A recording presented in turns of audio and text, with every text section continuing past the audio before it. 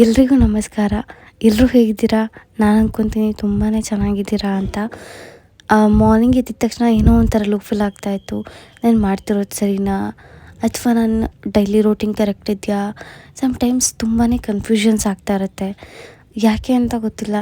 But ನಾನು ಅಂದ್ಕೊತೀನಿ sometimes ಇಲ್ಲ, ನಾನು ಮೂವ್ ಆನ್ ಮಾಡ್ಕೊಳ್ಳೋಣ, ನಾನು ತುಂಬ ಕಾನ್ಫಿಡೆನ್ಸ್ ಆಗಿ ಬಿಹೇವ್ ಮಾಡೋಣ ಅಂತ. ಬಟ್ ಸಮ್ಟೈಮ್ಸ್ ಅದು ನಿಜವಾಗ್ಲೂ ಆಗಲ್ಲ.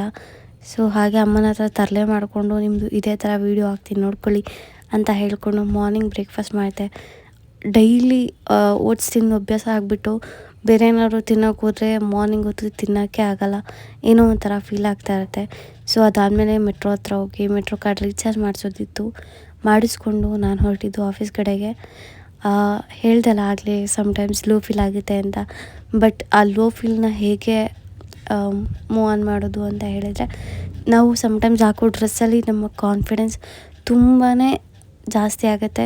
ಸೊ ನನಗೂ ಇವತ್ತು ಅದೇ ಥರ ಫೀಲ್ ಆಗ್ತಾಯಿತ್ತು. ನಾನಿವತ್ತು ಹಾಕಿದ್ದ ಡ್ರೆಸ್ಸಿಂದ ತುಂಬಾ ಕಾನ್ಫಿಡೆನ್ಸ್ ಹೈ ಅನ್ನಿಸ್ತಿತ್ತು. ಸೊ ಅದಾದಮೇಲೆ ಆಫೀಸಿಗೆ ಹೋಗಿ ವರ್ಕ್ ಮಾಡ್ತಿದ್ದೆ. ಇವತ್ತೂ ನಿಜವಾಗ್ಲೂ ತುಂಬ ವಿಷಯಗಳನ್ನ ಕಲಿತಿದ್ದೀನಿ.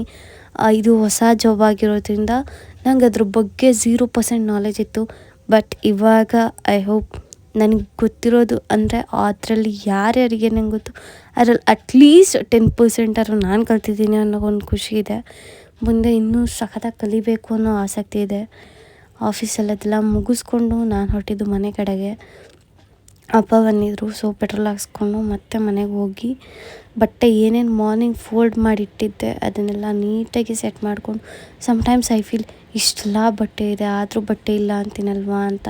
ನಿಮಗೂ ಹೀಗೆ ಅನಿಸುತ್ತಾ? ಇದಾಗಿತ್ತು ಇವತ್ತಿನ ವಿಡಿಯೋ.